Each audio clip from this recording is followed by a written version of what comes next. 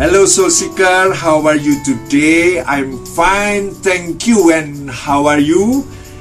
Aku harap kalian semua dalam keadaan sehat, dalam keadaan sukacita, dan mengerti akan damai sejahtera Tuhan, sehingga engkau dapat merasakan sungguh-sungguh damai sejahtera Tuhan, sehingga engkau dapat mengatasi setiap masalah, setiap problema, setiap pergumulan dalam hidupmu dengan kekuatan damai sejahtera Tuhan. Soul Seeker, aku akan berbicara tentang mentalitas seorang budak berbeda dengan mentalitas seorang anak. Tetapi kita berdoa lebih dulu. Mari kita berdoa. Tuhan Yesus, Engkau yang mempunyai firman, Engkau yang memberikan tujuan dalam hidup kami, Engkau yang membimbing kami, Engkau yang melindungi kami, Engkau yang memberkati kami. Pada kali ini Tuhan, biarkan hamba-Mu berbicara dengan apa yang sudah dipersiapkan, tetapi minta kekuatan daripada Roh Kudus, supaya hamba-Mu tidak bersalah akan kebenaran Tuhan, tetapi hamba-Mu dapat memberitakan kebenaran Tuhan dengan pertolongan Roh Kudus. Tuhan, berkati setiap orang yang mendengar lewat YouTube channel ini, di Think of Soul channel, supaya kami bersama-sama dapat menggumuli firman Tuhan, dapat memahami, merenungkan, dan kemudian melakukannya. Berkati Tuhan, hanya karena pertolongan Tuhan, hanya karena pertolongan Roh Kudus, kami mampu mengerti, kami mampu untuk melakukan segala firman Tuhan yang diberikan kepada kami. Terima kasih Tuhan Yesus, di dalam nama Tuhan Yesus kami berdoa. Amin. Oke, Soul Seeker, semua sudah siap? Boleh siapkan minum supaya tidak ngantuk. Atau boleh sambil makan kacang. Tetapi kalau kamu mau serius, marilah kita berbicara serius. Tidak panjang, cukup singkat, tetapi ini memberikan berkat supaya kita menjadi selamat.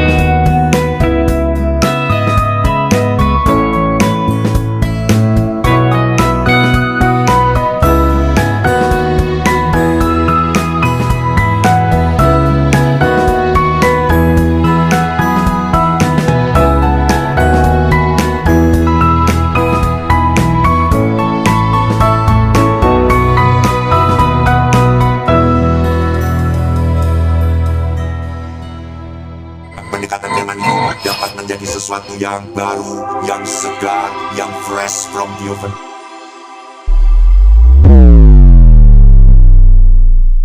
Soul Seeker, dalam kitab 1 Timotius 6 ayat 6 sampai ke 8 berbicara demikian. Memang ibadah itu kalau disertai rasa cukup memberi keuntungan besar, sebab kita tidak membawa sesuatu apa ke dalam dunia, dan kita pun tidak dapat membawa apa-apa keluar. Asal ada makanan dan pakaian, cukuplah. Soul Seeker, dalam perikop ini merupakan suatu standar yang Tuhan berikan sebagai jaminan bagi orang percaya tentang sebuah kehidupan di dalam beribadah. Mempersembahkan tubuh memang merupakan ibadah, hidup yang dipersembahkan Tuhan, hidup bersama dengan Tuhan, hidup terpaut akan Tuhan, seperti Yosua mengatakan, aku dan seisi rumahku, kami akan beribadah kepada Tuhan. Jadi dalam konteks Alkitab Kristen, ibadah adalah seluruh aspek kehidupan. Ibadah juga merupakan persembahan hidup sebagai pengabdian kepada Tuhan, sedangkan pelayanan dalam sebuah ibadah merupakan respon terhadap keselamatan yang telah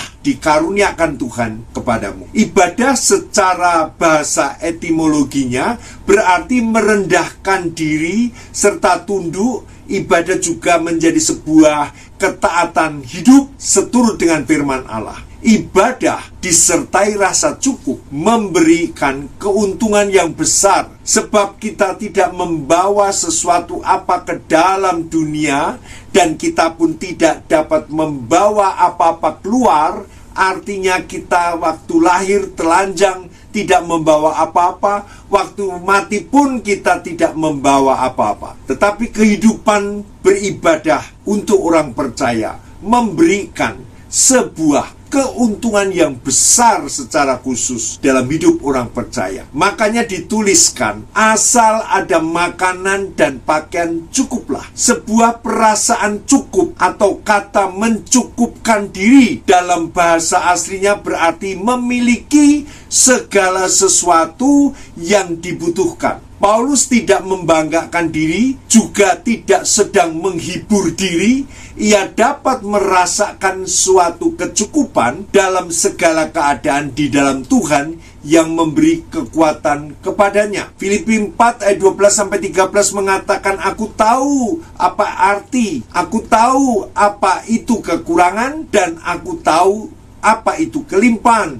Dalam segala hal dan dalam segala perkara, tidak ada sesuatu yang merupakan rahasia bagiku, baik dalam hal kenyang maupun dalam hal kelaparan, baik dalam hal kelimpahan maupun dalam hal kekurangan. Segala perkara dapat kutanggung di dalam Dia yang memberi kekuatan kepadaku. Paulus katakan, aku tahu apa itu kekurangan dan apa itu kelimpahan. Artinya, ia sudah mengalami proses Tuhan. Ia sudah mengalami pembentukan sepanjang hidupnya. Circle kehidupan, kekurangan dan kelimpahan silih berganti. Circle kehidupan, kekurangan dan kelimpahan silih berganti. Mengapa harus ada up and down? Karena memang dengan bersusah payah manusia akan mencari rezekinya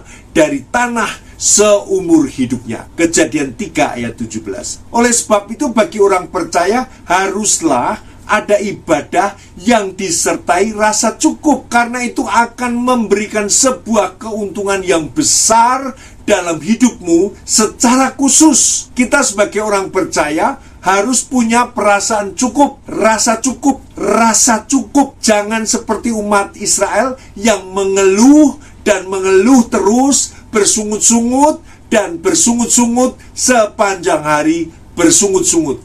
Mari kita akan tengok dan perhatikan bangsa Israel yang pada awalnya dibawa keluar oleh Tuhan untuk menjalankan ibadah, menaikkan korban bagi Tuhan. Tetapi apa yang terjadi setelah umat Israel keluar dari Mesir? Dalam Keluaran 16 ayat 1-3 dikatakan, segera setelah orang-orang Israel meninggalkan Mesir, mereka mengeluh bahwa mereka tidak mempunyai cukup makanan. Mereka berkata lebih baik menjadi budak di Mesir. Saya boleh katakan luwih becik dadi budak wae gitu loh kalau bahasa Jawanya, daripada menderita kelaparan di padang gurun. Lihatlah mental budaknya yang mana suka membandingkan di Mesir dan di padang gurun. Sementara di padang gurun Tuhan mau mengajarkan dan bahkan mudah mengeluh, tidak tahan menderita. Ini contoh-contoh orang yang memiliki mentalitas sebagai seorang budak. Diajak untuk beribadah, tetapi malah mengeluh, membandingkan, dan tidak tahan menderita. Ketika dikejar oleh bangsa Mesir, umat Israel mengatakan, apakah karena tidak ada kuburan di Mesir, maka engkau membawa kami untuk mati di padang gurun ini? Apakah yang kau perbuat ini terhadap kami dengan membawa kami keluar dari Mesir? Bukankah ini telah kami katakan kepadamu di Mesir, janganlah mengganggu kami. Luar biasa ya orang Israel. Dan biarlah kami bekerja pada orang Mesir. Walaupun jadi budak, biar saja kami bekerja pada orang Mesir. Walaupun kerja paksa, tidak dibayar. Sebab lebih baik bagi kami untuk bekerja pada orang Mesir daripada mati di padang gurun. Keluaran 14 ayat 10-12. Di Masa dan di Meriba, di mana segala macam persungutan dan hujatan terhadap Allah terus-menerus terjadi. Orang Israel terus-menerus bertengkar dan mereka telah mencobai Tuhan dengan mengatakan, adakah Tuhan di tengah-tengah kita atau tidak? Keluaran 17 ayat 7. Dia meragukan Tuhan itu ada atau tidak sih? Dalam semuanya itu umat Israel telah berbuat dosa sehingga Tuhan menghukumnya. Pada saat di padang gurun mereka bersungut-sungut kepada Musa dan Harun dan berkata, kalau kami mati tadinya di tanah Mesir oleh tangan Tuhan, ketika kami duduk menghadapi kuali berisi daging dan makan roti sampai kenyang, sebab kamu membawa kami keluar padang gurun ini untuk membunuh seluruh jemaah ini dengan kelaparan. Keluaran 16 ayat 2-3. Jadi dia mengatakan lebih baik kami mati di Mesir tapi dalam keadaan kenyang. Dikarenakan Tuhan ada rencana yang agung bagi umat Israel, tetapi orang Israel tidak percaya kepada Tuhan. Oleh sebab itu Tuhan lelah berurusan dengan generasi Israel ini. Maka Tuhan membuang generasi ini dan menyisakan mereka yang berusia 21 tahun ke bawah untuk boleh nantinya masuk ke tanah perjanjian. Saudara sekalian, Musa coba menawar kepada Tuhan agar generasi jangan dibuang. Sebab Musa mengatakan ada 1000 orang hebat dan berbakat. Sebab jika umur 21 tahun ke bawah, mereka belum mempunyai pengalaman apa-apa dan tidak memiliki prestasi apa-apa, kehebatannya belum nampak, dan mesti diajar dari awal. Saudara, coba bayangkan kalau sebuah gereja tiba-tiba gembala sidangnya mengatakan mulai sekarang yang senior-senior tidak usah melayani dan akan diganti untuk kaum muda yang berumur 21 tahun ke bawah saja yang melayani jemaat. Pasti jemaat akan berpikir gereja akan kacau. Pertanyaannya, apakah itu benar? Apakah itu tidak menjamin? Bukankah Tuhan yang ada dalam gereja itu sebagai gembala agung kita? Saudara, gereja di mana saya melayani, di mana ada orang mengatakan bahwa ini gereja keluarga. Sehingga kalau gereja keluarga, hal ini sulit untuk berkembang. Tidak akan ada jiwa yang bertambah. Benarkah? Saudara, aku kurang setuju dan tidak setuju. Karena apa? Aku tetap membawa jiwa. Tetap membawa jiwa. Memang kadang tidak disambut dengan baik, tapi ya itu terserah. Tapi aku coba membawa jiwa. Saudara ingat, debut pelayanan Musa itu dibantu dan ditunjukkan oleh Tuhan kepada kedua kakaknya untuk mendampingi pelayanan Musa, yaitu Miriam dan Harun. Bukankah ini juga keluarga? Betul? Yesus bersama saudara kandungnya Yakobus juga menjadi salah satu muridnya. Lalu Simon yang disebut Petrus dengan Andreas itu juga saudaranya. Lalu Yohanes dan saudaranya Yakobus anak Zebedeus. Ini juga klik-klikan saudara. Tetapi mereka ada dalam pelayanan dan mereka tidak memusingkan ini keluarga atau bukan. Bahkan Yesus ketika akan meninggal dalam keadaan dying atau sekarat, ia menunjuk Yohanes muridnya untuk menerima Maria ibunya, dan ibunya disuruh tinggal bersama Yohanes. Dalam Yohanes 19 ayat 26-27, ketika Yesus melihat ibunya dan muridnya yang dikasihinya di sampingnya, berkatalah ia kepada ibunya, "Ibu, inilah anakmu." Kemudian katanya kepada muridnya, "Inilah ibumu." Dan sejak saat itu murid itu menerima ibunya di dalam rumahnya. Artinya justru orang lain pun dijadikan keluarga. Mengapa di dalam kitab Kisah Para Rasul ditujukan meterai Roh Kudus yang dicurahkan secara ajaib terhadap seluruh murid, dan sebagai implikasi dari baptisan Roh Kudus yang dialami juga bagi kita orang percaya untuk menerima kuasa dan berkomitmen dalam pelayanan yang sangat kuat bagi orang percaya dalam pengabdiannya kepada Allah sebelum akhirnya mereka pergi dan memberitakan Injil dengan berani dan dengan penuh dedikasi. Apa bedanya dengan umat Israel yang keluar dari Mesir? Musa dan bangsa Israel melewati Laut Merah. Ini merupakan salah satu tipe pembaptisan. Tuhan dalam tiang awan membimbing bangsa Israel melewati air. Tiang awan menaungi mereka saat mereka melewati Laut Merah. Sebagaimana Roh Kudus menaungi kita dalam pembaptisan dan menjadikan kita ciptaan baru. Salah satu tema utama yang berulang dalam tipologi Keluaran adalah baptisan. Bayangan tentang air baptisan dalam arti tertentu mengalir melalui Keluaran. Posisi sentra air dalam penggambaran mereka di padang gurun menyoroti pentingnya baptisan bagi keselamatan kita.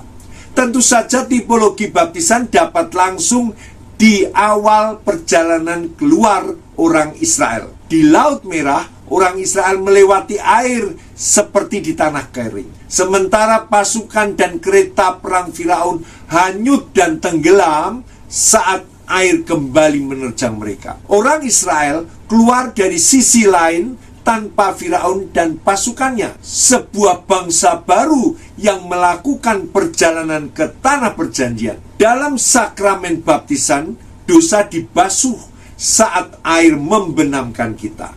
Kita muncul kembali sebagai ciptaan baru di dalam Kristus.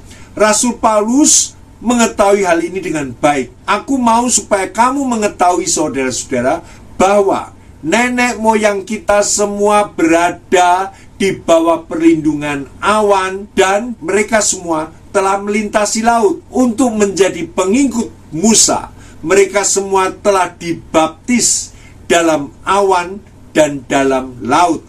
1 Korintus 10 ayat 1-2. Soul Seeker, walaupun bangsa Israel telah dilatih oleh Tuhan di padang gurun, tetapi mereka tidak lulus. Kita lihat bagaimana Tuhan juga melatih murid-murid Yesus untuk pergi berdua-dua, lalu pergi ke kota yang Tuhan utus untuk mengabarkan Injil ke dalamnya. Dan Tuhan mengatakan, engkau lihat sendiri dengan pengalamanmu bagaimana Tuhan akan memeliharamu dalam kebutuhanmu. Jikalau kamu pergi, cukuplah membawa pakaian yang melekat pada tubuhmu dan tidak perlu membawa pengganti pakaian. Jikalau engkau pergi, bawalah tongkat dan tidak perlu membawa perbekalan makanan atau uang, sebab Tuhan akan menyediakan bagimu. Soul Seeker, hal ini sebagai pelatihan iman yang langsung dilatih untuk Tuhan, untuk mereka berjalan dan mereka mengalami secara kasat mata bahwa Tuhan mencukupkan kebutuhan mereka dari hari ke sehari. Inilah sebuah kebajikan dan pengertian untuk hidup di dalam perasaan cukup. Bukan berarti kamu dan aku tidak perlu mengelola keuangan yang ada. Tetapi di sini Tuhan memberi keseimbangan jika kita mengelola keuangan. Paham tidak? Atau dengan kata lain, menyeimbangkan dengan pengelolaan keuangan. Banyak sekali keputusan rumah tangga yang bergantung pada keuangan. Mengelola keuangan rumah tangga menuntut pengeluaran dilakukan sesuai dengan perencanaan, artinya belajar menghemat, artinya belajar menahan diri. Aku berusaha sebagai suami memiliki dana tabungan untuk dipakai sebuah pencapaian goal tertentu. Dan ini yang aku usahakan. Pengelolaan keuangan bukan hanya untuk pribadi saja, tetapi juga harus menyiapkan sejumlah uang untuk pekerjaan Tuhan. Amin. Ini merupakan invest bagi kerajaan Allah. Banyak orang tua yang menginvestkan anaknya buat masa depan orang tuanya itu sendiri. Hal ini aku rasa kurang tepat. Karena apa? Karena banyak orang tua yang mati-matian memberikan pembiayaan bagi anaknya dan ujung-ujungnya nanti untuk kepentingan masa depan orang tuanya itu sendiri pada masa pensiun. Jadi kadang inflow orang tua terhadap anak sangat berlebihan, atau justru malah ada sebuah kepincangan Karena antara suami dan istri tidak ada kesepakatan bersama. Si suami hanya mengandalkan duitnya yang ada, sedangkan si istri mengandalkan Tuhan bukan pada duit, tetapi ada mujizat yang pasti Tuhan akan berikan. Ini pincang, ini tidak sepadan, dan ini menjadi sulit untuk melihat campur tangan Tuhan karena suami istri tidak sepakat. Sedangkan Allah tidak melihat kemampuanmu mengatur uang atau save money, kemampuanmu berstrategi ataupun kemampuanmu dalam bekerja. Jadi Tuhan tidak mengukur dengan keberadaanmu. Karena apa? Karena ada saja kekurangan uang dan ada saja kesulitan yang datang. Tuhan memelihara kita karena belas kasihannya dan kesetiaannya kepada kita. Amin. Luar biasa ya. Allah adalah setia yang memelihara kita karena Tuhan memberikan tugas bagi kita. Dalam tujuan tugas itu Allah menempatkan kita dan merencanakan sebuah pencapaian yang indah. Tuhan tidak mungkin melupakan kita. Tuhan tidak mungkin tidak memelihara kita. Kita akan membandingkan antara orang yang penuh dengan Roh Kudus, yang berani pergi mengabarkan Injil, dengan apa yang ada dan bahkan tidak ada apa-apa, tetap berani mengabarkan Injil dan pergi, dibandingkan orang-orang Israel yang binasa di padang gurun karena mereka tidak pernah bertumbuh dalam pengenalan Tuhan secara utuh. Aku mulai dengan memberikan pengertian tentang yang terjadi pada Israel setelah mereka keluar dari Mesir. Mengapa sebagian dari mereka binasa di padang gurun? Hal ini dikarenakan ketika mereka sudah keluar dari Mesir, tetap sikap dan tabiatnya tetap sama saja, yaitu mempertahankan yang namanya mentalitas budak. Apa itu mentalitas budak? Mental budak itu adalah mental di mana mereka tidak bisa terbebaskan dari sikap yang terbiasa takut kepada pemimpin, terbiasa takut kepada raja, kepada Firaun, takut kepada tentara yang kuat yang dimiliki Firaun, sehingga mereka terbiasa dalam hidup di dalam sistem yang dirancang oleh manusia. Sebenarnya sadarkah mereka jika orang Israel diciptakan Allah sebagai umat pilihan Tuhan? Mengapa Allah mengikat sebuah perjanjian kepada Israel, tetapi semua tidak mereka gubris sama sekali? Mereka anggap enteng. Boso Jawa ini disonggo enteng. Mereka tidak pedulikan. Inilah yang menjadi kegagalan Israel keluaran Mesir, di mana mentalnya bukan mental anak seperti murid Kristus di Kisah Para Rasul, tetapi Israel keluaran Mesir memiliki mental budak. Sebenarnya apakah yang menjadi tugasku? Kenapa aku ada di dunia ini? Kenapa aku dipanggil oleh Tuhan menjadi miliknya? Apa yang harus aku kerjakan sebagai umat Tuhan? Apa kontribusi sosialku di tengah masyarakat? Dan apa pelayananku di tengah-tengah gereja? Apa yang harus aku kerjakan sebagai orang Kristen? Pertanyaan ini seperti hilang begitu saja dan diganti dengan pertanyaan kekhawatiran, kegalauan, kegamangan. Bagaimana aku bisa hidup? Bagaimana aku bisa bertahan hidup? Bagaimana aku bisa memperoleh pemasukan yang lebih besar? Bagaimana aku bisa memperoleh kebutuhan untuk menunjang hidupku? Nah, pertanyaan-pertanyaan yang remeh-temeh seperti inilah yang menunjukkan level hidupmu masih sama seperti mentalitas budak. Bukankah aku harus memikirkan kehidupan? Memang kamu harus memikirkan tentang kehidupan di dalam level yang jauh lebih rendah, dengan konsentrasi yang jauh lebih longgar dibandingkan dengan mereka yang hanya sibuk dalam pekerjaan Tuhan. Saudara, Tuhan Yesus mengatakan, pikirkanlah kerajaan Allah, pikirkanlah kebutuhan pekerjaan, kebutuhan untuk kita melakukan pekerjaan kerajaan Allah dan kebenarannya, maka semuanya itu akan ditambahkan kepadamu. Amin. Hal ini bukan janji isapan jempol saja.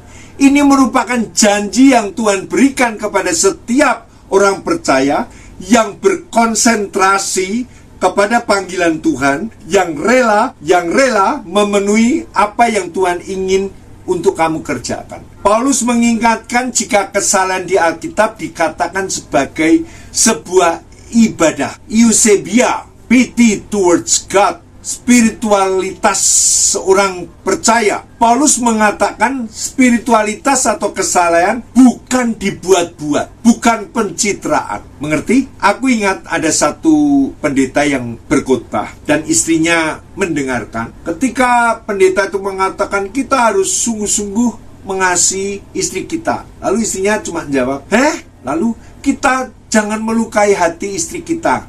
Istrinya jawab, kita harus lembut dengan istri kita. Lalu dia katakan lagi, kita memenuhi apa yang istri kita butuhkan. Lalu di sebelah istrinya tuh ada seorang ibu juga bertanya, mengapa ibu? Karena lalu dia menjawab, karena suamiku tidak seperti itu. Makanya gue hanya katakan, soul seeker, pelayanan yang Paulus katakan eusebia, pity towards God, atau spiritual dan kesalahan itu bukan sebuah pencitraan, bukan dibuat-buat, bukan untuk dapat makan puji orang, bukan untuk mendapat keuntungan, tetapi kesalahan kebajikan itu adalah sebuah sifat yang dibangun oleh Tuhan melalui proses hidup, dan ini tidak bisa pura-pura karena proses itu dialami. Mereka mengalami proses hidup dalam kesulitan, kesukaran. Jadi bukan pencitraan, tetapi mereka mengalami sehingga hidupnya saleh, penuh dengan kebajikan. Karena apa? Mereka dibentuk oleh Tuhan melalui peristiwa-peristiwa proses hidup. Soul seeker, orang yang memiliki mentalitas Buddha sulit sekali untuk mau mendengarkan nasihat orang. Ia selalu menjawab, ya pak. Lalu, ya bapak, jangan gitu ya pak. Ya, bapak harus bertobat. Ya. Apakah bapak masih simpan marah? Ya. Loh pak, apakah bapak masih simpan marah? Ya. Pak, kita berdoa ya. Ya, tidak usah saja. Orang kan gitu, jawabnya ya, tapi tidak mau mendengar, tidak mau dengar nasihat orang, tidak mau mendengar orang lain mengalami pengalaman-pengalaman yang mungkin sama. Soul seeker, banyak orang yang mengatakan bingung kenapa aku tetap miskin padahal aku rajin pelayanan. Ini salah siapa? Ini mentalitas Buddha, karena dia membandingkan pelayanan akan mendapat sebuah keuntungan, yaitu tidak menjadi miskin. Apa untungnya pelayanan? Kan yang senang pendetanya. Kita tidak dibayar, jadi ngapain pelayanan? Soul seeker ini kata-kata yang tidak enak didengar. Mentalitas Buddha akan cari kesalahan agar nantinya bisa berhenti pelayanan karena ia tidak mau disalahkan. Nah, ini hitung-hitungan yang bodoh. Orang yang dibebaskan dari Mesir harusnya mengatakan, Tuhan, sekarang aku sudah bukan budak, aku sudah dibebaskan Tuhan, aku sekarang seorang anak, aku adalah milikmu, aku adalah milikmu secara pribadi, dan aku mau memperjuangkan kerajaanmu, karena aku ada di dalammu sekarang. Tetapi orang Israel di Mesir tidak punya sifat seperti itu, karena dia cuma tahu bagaimana dapat keuntungan ini. Mentalitasnya mentalitas Buddha. Maka setelah mereka keluar dari Mesir, mereka ada di padang gurun, mereka tidak tahu bagaimana menikmati hidup di dalam pembentukan Tuhan. Mereka cuma taunya kalau mereka rugi, sudah ikut Tuhan tetapi tetap rugi, sudah melayani tetapi tetap rugi. Sekarang aku tidak bisa minum, maka mereka mulai bersungut-sungut. Nah, kamu harus tahu, bersungut-sungut itu gayanya seorang Buddha. Berputar-putarnya bangsa Israel selama 40 tahun pembentukan di padang gurun tetap gagal. Bahkan itu semua akibat dosa mereka sendiri. Soul seeker, beda antara mentalitas Buddha dan mentalitas seorang anak. Aku akan ceritakan. Pada waktu aku masih muda, ayahku atau papaku mengajak aku bekerja dan membuat toko. Aku senang sekali diajak, dipercaya untuk membuka sebuah toko. Aku tidak memikirkan masa depanku bagaimana nanti dan bagaimana. Karena waktu itu aku disuruh berhenti sekolah, sementara kakak-kakakku masih sekolah. Tapi aku tidak ada perasaan apa yang membingungkan, karena aku percaya full heart kepada ayahku, kepada papaku. Dan aku senang, pagi sudah bangun, aku sudah menyiapkan, aku berjualan di pasar, itu di kota Palu. Dan aku senang, aku tidak ada perasaan apa-apa, senang suruh kerja. Soul Seeker tahu, tiap kali pulang kerja, kadang papaku mengajak aku makan mie ayam. Waduh, senang sekali aku. Kelamutan, wah, habis 2 mangkok. Lalu minum Coca-Cola. Waduh, Coca-Cola pakai es, kasih garam dikit. Waduh, enak sekali. Soul Seeker, aku tidak pernah mendapatkan uang, tetapi setiap kami pulang, kami hitung uang, kami rapikan ribuan, puluhan ribu dan sebagainya, itu kami rapikan, lalu kami hitung. Lalu ayahku mengatakan, ini keuntungan kita sekian, berarti kita masih kurang. Daud harus lebih kerja lebih kenceng. Daud harus bisa menawarkan. Besok paginya aku, ibu, mari bu, beli bu, pak, beli pak, mari singgah dulu pak, lihat dulu. Wah, semangat saya. Soul Seeker tahu, ketika aku diajak oleh ayahku, mentalitasku bukan seorang budak, bukan seorang pegawai bayaran, bukan seorang upahan, tetapi aku sebagai seorang anak. Ketika ayahku tidur, bahkan ketika ayahku pulang, aku kerjakan sendiri, tetapi aku jujur dengan uangku. Mengerti? Aku jujur, aku berikan ke ayah. Dan aku hanya percaya bahwa ada masa depan bersama ayahku. Aku rasa tenang dengan ayahku. Itulah yang namanya mentalitas anak. Tetapi mentalitas seorang Buddha, saya ingat sebuah cerita di mana ada seorang yang disuruh menjaga rumah seorang yang akan bepergian ke luar negeri. Lalu orang ini orang upahan, bayaran, dan dia menjaga, kalau bahasa Jawanya itu trunyuan. Trunyuan itu ngeliteh. Dia jalan-jalan ke masuk-masuk ke kamar dan sebagainya. Dan Soul Seeker tahu dia sendirian. Dan besok paginya dia lihat di belakang rumah kok ada pagar. Wah, ini pagar ini nggak dilihat loh sama tuanku, karena tuanku kan kaya. Dia jual pagarnya. Terserah mau dijual berapa, yang penting jadi duit. Cuan. Ya cuan wong tuh. Dia nggak beli, dia bukan milik dia. Dia jual berapapun ya cuan. Soul Seeker tahu, mental Buddha itu seperti itu. Yang penting dia dapat bayaran.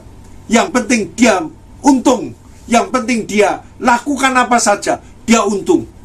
Bondo nekat. Soul Seeker, Tuhan mau untuk kita diproses di dalam kesukaran, di dalam pergumulan. Untuk apa? Untuk melihat bagaimana Tuhan memberkati kita dari hari ke hari.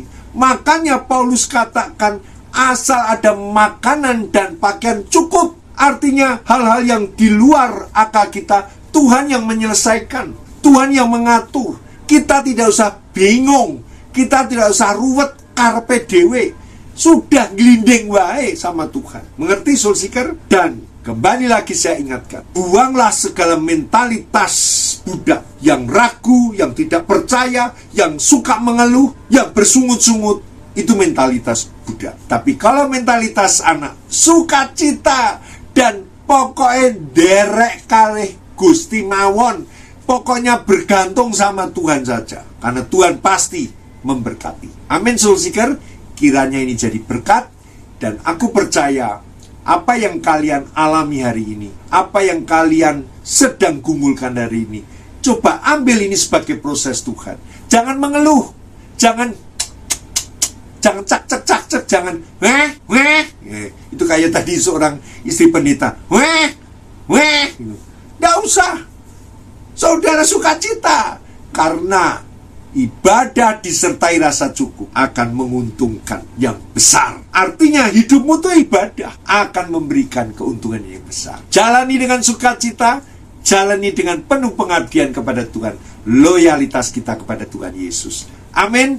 Tuhan memberkati, Soul Seeker. Sampai jumpa dan haleluya. Shalom Aleichem. Amin.